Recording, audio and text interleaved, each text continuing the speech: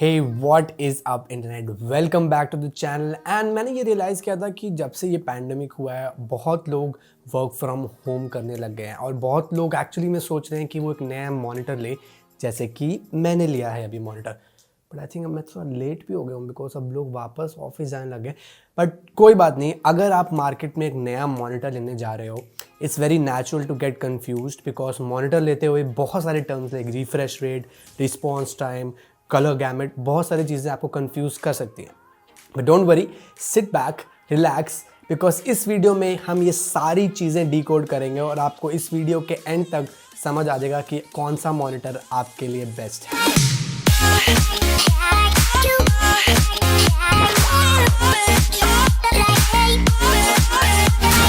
Now I can imagine आप में से कुछ लोगों को थोड़ी बहुत नॉलेज होगी मॉनिटर्स के लिए, तो आप लोगों के लिए here is a summary of timestamps if you want to skip to your favorite part of the video। and also मैं ट्राई करूँगा कि ये वीडियो पूरी हिंदी में बनाऊँ, बट आई थिंक कॉर्पोरेट लोगों का वही प्रॉब्लम होता है कि कुछ भी चीज़ समझानी हो तो वो इंग्लिश बड़ करने लग जाते हैं। सो माफ़ करना अगर थोड़ी सी इंग्लिश निकल जाए, बट मैं ओवरऑल ट्राई करूँगा कि हिंदी में ही बात करूँ। ना ये वीडियो मैं दो पार्ट्स में डिवाइड करूँगा। फर्स्ट पार्ट में हम उन चीज़ों के बारे में बात करेंगे that you should definitely consider अगर आप एक मॉनिटर ले रहे हैं, irrespective of what kind of a user you are.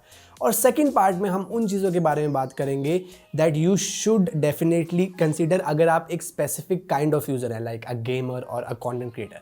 So without any further do, let's get started. Okay, so first part में हम बात करेंगे स्क्रीन साइज और रेजोल्यूशन की, रिफ्रेश रेट की, रिस्पॉन्स टाइम की और पैनल टाइप की। Now let's start with the size. Now usually जो मेरे को लगता है बेसिक साइज और बहुत पॉपुलर साइज है विच इज़ 22 इंचेस और 24 इंचेस। सो अगर आप पहली बार एक मॉनिटर ले रहे हैं, ये दोनों साइज में से एक साइज आपके लिए सही रहेगा। But if you are a content creator और if you are a gamer, मैं एक्चुअली बोलूँगा कि you can go edge up to like 27 inch भी जा सकते हो आप लेने के लिए, और 32 इंच के भी आते हैं और उससे भी ज़्यादा बड़े मॉनिटर्स आते हैं। But you should actually also look at the resolution then, because उससे पिक्सल पर इंच की जो डेंसिटी है वो कम हो जाएगी। Now talking about the resolution, now जो बेसिक अगेन है वो फुल HD का मॉनिटर आता है which means the resolution of 1920 to 1080p pixels. तो इसका जो प्रोडक्ट होगा उसने पिक्सल्स आपके मॉनिटर में है। नाउ अगर आप 27 इंच का मॉनिटर ले रहे हो, मैं एक्चुअली में रेकमेंड करूंगा कि अगर आपके पास थोड़ा एक्स्ट्रा बजट है तो 2K monitor is a sweet spot I would say, और अगर आपके पास और बजट है तो 4K monitor at 27 inches is the best, I think, overall combination in my opinion. Now second thing is refresh rate. Now refresh rate is nothing but the number of times your monitor will display a new image in 1 second. Again, Hindi में नहीं बोला मैंने, हिंदी में समझाता हूँ। सो refresh rate वो चीज़ है कि 1 सेकेंड में आपका मॉनिटर कितनी नई इमेजेस शो कर सकता है। सो अगर एक 60 हर्ट्ज़ का मॉनिटर आप ले रहे हो तो वो 1 सेकेंड में 60 न्यू इमेजेस दिखाएगा, जो ऑफकोर्स आपको एज अ वीडियो दिखेगी। और आपके पास अगर 120 हर्ट्ज़ का मॉनिटर है तो वो 120 न्यू इमेजेस हर सेकेंड में आपको शो करेगा। नाउ यूजुअली अगर आप एक नॉर्मल यूज़र हो एंड इवन अगर आप एक कंटेंट क्रिएटर हो, 60 hertz should be fine for you. But अगर आप गेमर हो और अगर आपका जो मशीन है और या आपके पास कोई लैपटॉप है वो सपोर्ट करता है higher refresh rate games, I would actually recommend अगर आप 120 हर्ट्ज़ या 144 हर्ट्ज़ रिफ्रेश रेट के मॉनिटर्स लो। जो बेसिक डिफरेंस आपको जो देखने को मिलेगा, हायर रिफ्रेश रेट वाले मॉनिटर्स यूजुअली स्मूथ होते हैं than lower refresh rate monitor. Now next up is response time. Now response time is basically जो आपका मॉनिटर का हर एक पिक्सल टाइम लेता है एक कलर से दूसरे कलर पे चेंज होने के लिए। ना यूजुअली ये मिली सेकेंड्स में ही हम मेजर करते हैं, एंड अनलेस आप गेमर नहीं हो, आई वुड एक्चुअली से कि 5 milliseconds to 10 milliseconds वाली range is safe for you. But अगर आप गेमर हो where every millisecond counts, मैं रेकमेंड करूंगा कि 1 मिली सेकेंड का रिस्पॉन्स रेट आपको लेना चाहिए। Now next up is the panel type, and मुझे पता है आप में से बहुत लोगों को ये नहीं पता होगा कि IPS LCD के अलावा भी कुछ LCD टाइप के पैनल्स हैं, अवेलेबल होते हैं जो मॉनिटर में। So first is TN panel, और TN panel stands for twist nematic panels, और ये इनिशियली जब आए थे काफ़ी ज़्यादा फेमस हुए थे because TN panel can offer you higher refresh rate monitors at a budget. So अगर आप एक बजट गेमर हो और आप पहला मॉनिटर ले रहे हो और आपको ज़्यादा पैसे खर्च नहीं करने, तो TN panel can actually give you higher refresh rate at a budget. But TN panel के साथ प्रॉब्लम ये है कि जो उनकी कलर रिप्रोडक्शन है वो ज़्यादा अच्छे नहीं होते हैं, एंड अलॉन्ग विद दैट जो उनके व्यूइंग एंगल्स हैं वो भी ज़्यादा अच्छे नहीं होते हैं। सो अगर आप एक कंटेंट क्रिएटर हो या आप बहुत ज़्यादा मूवीज़ देखते हो, आप TN पैनल खरीदना नहीं चाहोगे। Now next up is of course IPS LCD panels बहुत ज़्यादा फेमस है, और मैं अगर बोलूँ 5 साल पहले तक IPS were a little too expensive, but आज के डेट में IPS panel are very I think easily available, affordable भी हैं, and IPS panel are known for their higher color accuracy as compared to TN panels. But अगर आपको IPS panel के साथ high refresh rate भी चाहिए तो आपको थोड़े ज़्यादा और पैसे खर्च करने पड़ेंगे।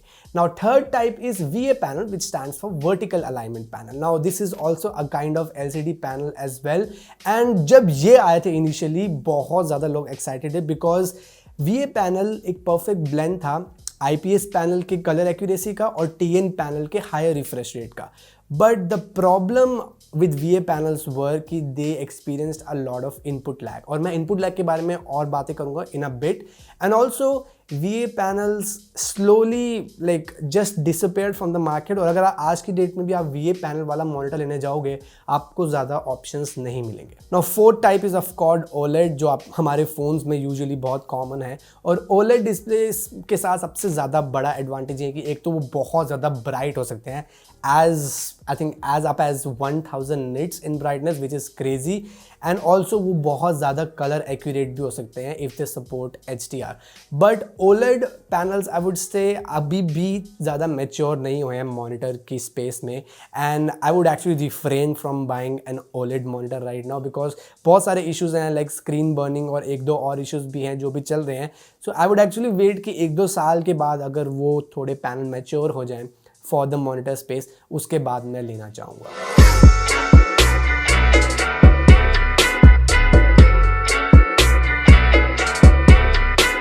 ओके, तो second part of the video में हम बात करेंगे इनपुट लैग के बारे में, वेरिएबल रिफ्रेश रेट टेक्नोलॉजी के बारे में, कलर एक्यूरेसी के बारे में और पोर्ट्स के बारे में। Now let's start with the input lag. And जब मैं इनपुट लैग बोलता हूँ मैं मोस्टली गेमर से बात कर रहा हूँ। इनपुट लैग को समझने के लिए is the time जो आपका मॉनिटर लेता है to register a command. Now this command can be a keystroke, it can be a mouse click, or it can be a command from your controller if you are using an external controller.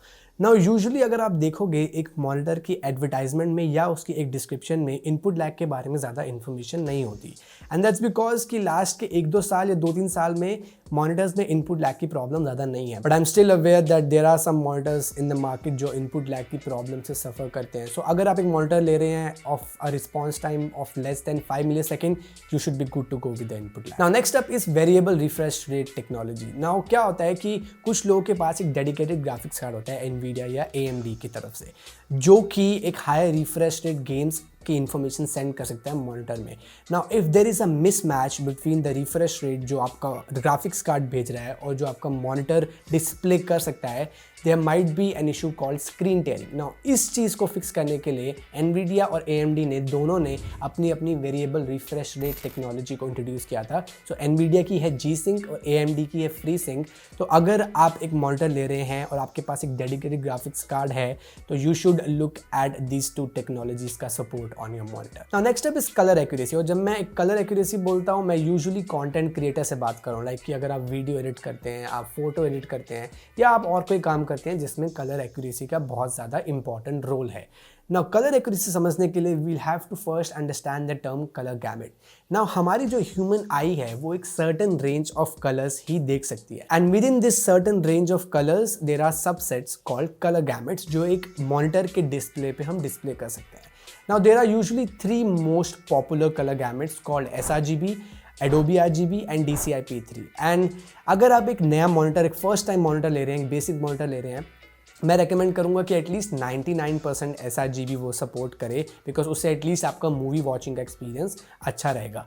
अगर बहुत ज़्यादा movies देखते हो, I think something around 80+% of DCI-P3 would be also recommended, because उसमें ज़्यादा contrast होता है और वो यूजुअली सिनेमैटिक व्यूइंग के लिए काफ़ी ज़्यादा अच्छा होता है। बट अगर आप एक कॉन्टेंट क्रिएटर हो, Adobe RGB का 99% support is one of the best in the industry, उससे आपको सबसे ज़्यादा एक्यूरेट कलर्स देखने को मिलेंगे। Now last cheese is ports, and मैंने देखा है कि लोग पोर्ट्स पे ज़्यादा ध्यान नहीं देते हैं जब एक मॉनिटर खरीद रहे हैं, बट वो भी इंपॉर्टेंट होता है, especially if you are a content creator. Now basic ports जो होते हैं वो हर मॉनिटर में इट्स यूजुअली आइदर HDMI और अ डिस्प्ले पोर्ट और बोथ ऑफ देम।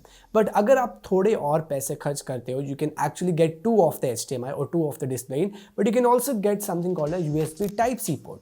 अब Type-C पोर्ट अगर आपका लैपटॉप सपोर्ट करता है, उससे क्या होगा कि आप वन केबल सोल्यूशन भी इम्प्लीमेंट कर सकते हो ना। वन केबल सोल्यूशन क्या होगा कि आप एक ही USB-C केबल से वीडियो भेज सकते हो अपने लैपटॉप से मॉनिटर पे, और एट द सेम टाइम आपका मॉनिटर आपके लैपटॉप को चार्ज भी करेगा ना। अगर आपके Type-C मॉनिटर में और पोर्ट्स भी हैं like USB-A ports, Ethernet port, एक ही USB-C केबल से आपका मॉनिटर एज अ डॉक भी एक्ट करेगा। तो आपके जो भी और पेरिफेरल्स हैं like mouse, keyboard, SD card, आप सीधा मॉनिटर पे लगा सकते हैं।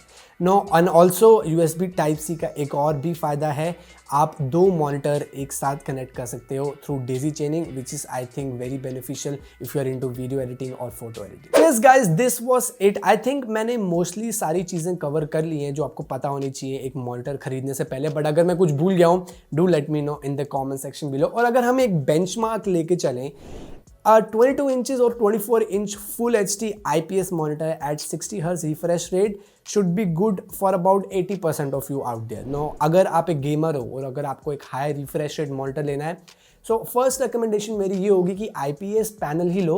उसके साथ अगर आप हायर रिफ्रेश रेट अफोर्ड कर सकते हो, जो कि थोड़ा एक्सपेंसिव होगा, तो पहले उसकी तरफ जाना। बट अगर आप अफोर्ड नहीं कर सकते तो आई वुड एक्चुअली लाइक रेकमेंड कि अगर आप एक TN पैनल वाला मॉनिटर भी ले लो, बिकॉज वो थोड़ा सस्ता होगा।